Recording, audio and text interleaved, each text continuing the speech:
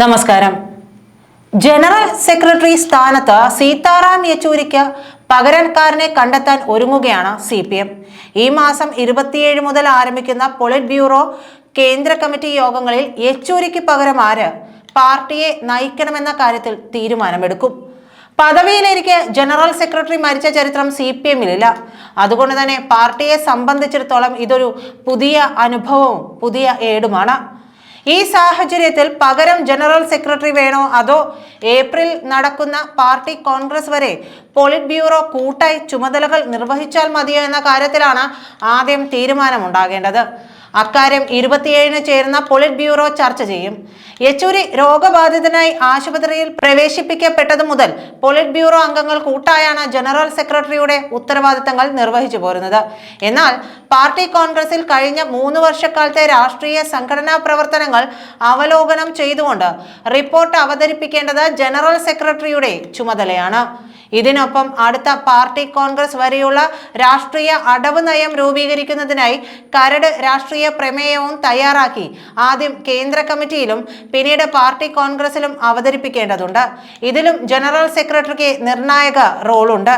അതിനാൽ പാർട്ടി കോൺഗ്രസ് വരെ താൽക്കാലിക ജനറൽ സെക്രട്ടറിയെ തിരഞ്ഞെടുക്കുന്നതാകും ഉചിതമെന്നാണ് പൊളിറ്റ് ബ്യൂറോ അംഗങ്ങളിൽ ഭൂരിപക്ഷത്തിന്റെയും അഭിപ്രായം. 27-ന് നടക്കുന്ന PB യോഗത്തിൽ ഈ അഭിപ്രായത്തിന് മുൻതൂക്കം ലഭിച്ചാൽ താൽക്കാലിക ജനറൽ സെക്രട്ടറിയെ നിശ്ചയിക്കുന്നതിലേക്ക് കടക്കാനാണ് സാധ്യത. താൽക്കാലിക ജനറൽ സെക്രട്ടറി സ്ഥാനത്തേക്ക് ആരെ തിരഞ്ഞെടുക്കുമെന്നതാണ് അടുത്ത കടമ്പ. ജനറൽ സെക്രട്ടറി സ്ഥാനത്ത് 3 ടേം പൂർത്തിയാക്കുന്ന യെച്ചൂരി മധുര പാർട്ടി കോൺഗ്രസിൽ സ്ഥാനമൊഴിയാനിരുന്നതിനാൽ ആ പദവിയിൽ താല്പര്യമുള്ള നിരവധി നേതാക്കൾ പൊളിറ്റ് ബ്യൂറോയിലും കേന്ദ്ര കമ്മിറ്റിയിലുമുണ്ട്. അതിനാൽ പുതിയ ജനറൽ സെക്രട്ടറിയെ കണ്ടെത്തൽ എളുപ്പമാവില്ല എന്നതാണ് മനസ്സിലാകുന്നത്. മുതിർന്ന പൊളിറ്റ് ബ്യൂറോ അംഗങ്ങളെയാണ് ജനറൽ സെക്രട്ടറി സ്ഥാനത്തേക്ക് പരിഗണിക്കുന്നതെങ്കിൽ പ്രകാശ് കാരാട്ട് തന്നെയാണ് ഏറ്റവും സീനിയർ. നേരത്തെ 3 ടേം ജനറൽ സെക്രട്ടറി സ്ഥാനത്തിരുന്ന നേതാവ് കൂടിയാണ് കാരാട്ട്. പാർട്ടിയുടെ നേതൃസമിതികളിൽ അംഗമാകുന്നതിനുള്ള 75 വയസ്സ് പ്രായപരിധി പിന്നിട്ടിട്ടുമുണ്ട്. എന്നാൽ പാർട്ടി കോൺഗ്രസ് വരെ താൽക്കാലിക ജനറൽ സെക്രട്ടറി ആയിരിക്കാൻ ഇതൊരു തടസ്സമല്ലെന്നാണ് പാർട്ടി നേതാക്കൾ തന്നെ ചൂണ്ടിക്കാട്ടുന്നത്. കാരാട്ട് കഴിഞ്ഞാൽ CPM പൊളിറ്റ് ബ്യൂറോയിൽ ഏറ്റവും സീനിയർ സംസ്ഥാന മുഖ്യമന്ത്രി പിണറായി വിജയനാണ്. 1998-ൽ ചടയൻ ഗോവിന്ദന്റെ നിര്യാണത്തിന് പിന്നാലെ സംസ്ഥാന സെക്രട്ടറിയായ പിണറായി വിജയൻ ഇതോടെ കേന്ദ്ര കമ്മിറ്റിയിലും പൊളിറ്റ് ബ്യൂറോയിലും എത്തുകയായിരുന്നു.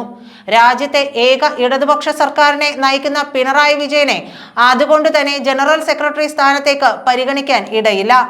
80 വയസ്സ് പിന്നിട്ട പിണറായി ഇപ്പോൾ തന്നെ ഇളവ് ലഭിച്ചാണ് പൊളിറ്റ് ബ്യൂറോയിലും കേന്ദ്ര കമ്മിറ്റിയിലും തുടരുന്നത്. എന്നാൽ രാജ്യത്തെ ഏറ്റവും വലിയ പാർട്ടി ഘടകത്തിന്റെ നേതാവായ പിണറായി വിജയൻ ജനറൽ സെക്രട്ടറി പദവിയിൽ എത്തണമെന്ന് ആഗ്രഹിച്ചാൽ ഇതൊന്നും ഒരു തടസ്സമായി മാറില്ലെന്ന് വിശ്വസിക്കുന്നവരും CPM-ലുണ്ട്. പ്രകാശ് കാരാട്ടും പിണറായി വിജയനും കഴിഞ്ഞാൽ പൊളിറ്റ് ബ്യൂറോയിലെ സീനിയർ ആന്ധ്രാപ്രദേശിൽ നിന്നുള്ള BV രാഘവലു ആണ്. യെച്ചൂരിയുടെ അന്തിമാഞ്ജലി ചടങ്ങുകളിൽ കാരാട്ടിനൊപ്പം നേതൃപരമായ പങ്കുവഹിച്ച രാഘവലു ജനറൽ സെക്രട്ടറി സ്ഥാനത്തേക്ക് സ്വയം മുന്നോട്ട് വരികയും ചെയ്യുന്നുണ്ട്. എന്നാൽ പകരക്കാരനാകേണ്ടത് സീതാറാം യെച്ചൂരി എന്ന രാഷ്ട്രീയ അധികായനാണ് എന്നതാണ് രാഘവലുവിനും മറ്റു നേതാക്കൾക്കും മുന്നിലുള്ള പ്രധാന തടസ്സം. CPM-ന്റെ സ്വാധീനത്തിനും പാർലമെന്റിലെ സ്വാധീനത്തിനും അപ്പുറം പാർട്ടിയെ ഉയർത്തിക്കാണിക്കാൻ കഴിഞ്ഞ നേതാവാണ് സീതാറാം യെച്ചൂരി. രാജ്യമാകെ അറിയപ്പെടുന്ന നേതാവെന്ന യെച്ചൂരിയുടെ വ്യക്തിപരമായ പ്രതിച്ഛായയും എല്ലാ പാർട്ടികൾക്കുമിടയിലുള്ള സ്വീകാര്യതയുമാണ് അത് സാധ്യമാക്കിയത്. ഈ സവിശേഷതകളെല്ലാം സമ്മേളിക്കുന്ന ഒരു നേതാവ് പോലും ഇനി നേതൃനിരയിൽ അവശേഷിക്കുന്നില്ല എന്നതാണ് പുതിയ ജനറൽ സെക്രട്ടറിയെ തിരഞ്ഞെടുക്കുമ്പോൾ CPM നേരിടുന്ന യഥാർത്ഥ പ്രതിസന്ധി. എല്ലാ അർത്ഥത്തിലും പകരക്കാരനില്ലാത്ത നേതാവായ യെച്ചൂരി ഒഴിച്ചിട്ട ജനറൽ സെക്രട്ടറി കസേരയിലേക്ക് പുതിയൊരാളെ പരിഗണിക്കുമ്പോൾ യെച്ചൂരിയുടെ സവിശേഷതകൾ കുറച്ചെങ്കിലും പങ്കിടുന്ന ആളായിരിക്കണം. ഇതാണ് പിണറായിക്കും BV രാഘവലുവിനും മറ്റു നേതാക്കൾക്കും എല്ലാമുള്ള തടസ്സം. ഈ മാനദണ്ഡങ്ങൾ പരിഗണിക്കുമ്പോൾ ബൃന്ദ കാരാട്ടാണ് ജനറൽ സെക്രട്ടറി സ്ഥാനത്തേക്ക് വരാൻ ഏറ്റവും അനുയോജ്യ എന്നാണ് നേതാക്കൾ ചൂണ്ടിക്കാട്ടുന്നത്. യെച്ചൂരിയുടെ അത്രയും ഉയർന്ന പ്രതിച്ഛായയോ രാഷ്ട്രീയ സ്വീകാര്യതയോ ഇല്ലെങ്കിലും ഡൽഹിയിലെ രാഷ്ട്രീയ വൃത്തങ്ങളിൽ സജീവ സാന്നിധ്യമാണ് ബൃന്ദ കാരാട്ട്. പ്രകാശ് കാരാട്ട് ഒഴികെ പാർട്ടിയിലെ മറ്റൊരു നേതാവിനും അവകാശപ്പെടാൻ കഴിയാത്ത സവിശേഷതയാണിത്.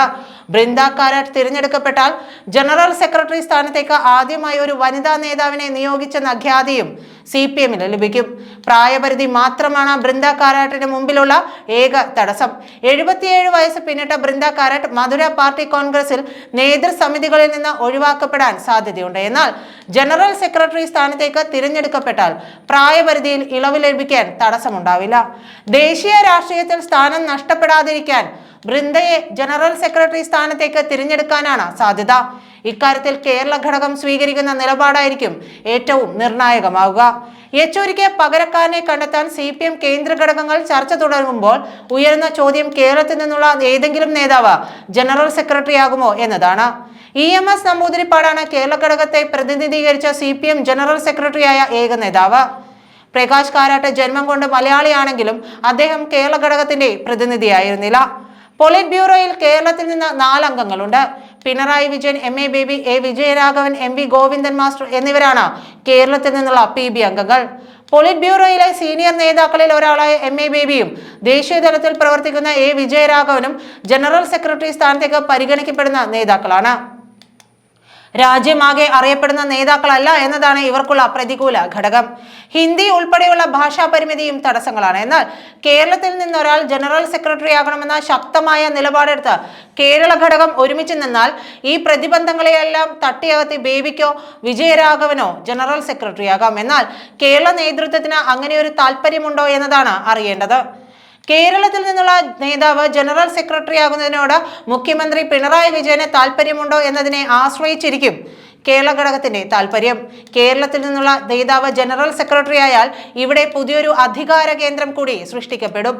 ഇപ്പോഴത്തെ രാഷ്ട്രീയ സംഘടനാ പരിതസ്ഥിതിയിൽ പിണറായി വിജയന് അതിനോട് താല്പര്യമുണ്ടാകാൻ വഴിയില്ല.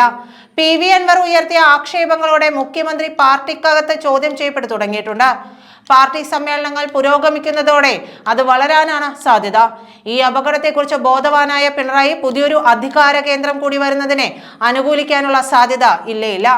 നന്ദി.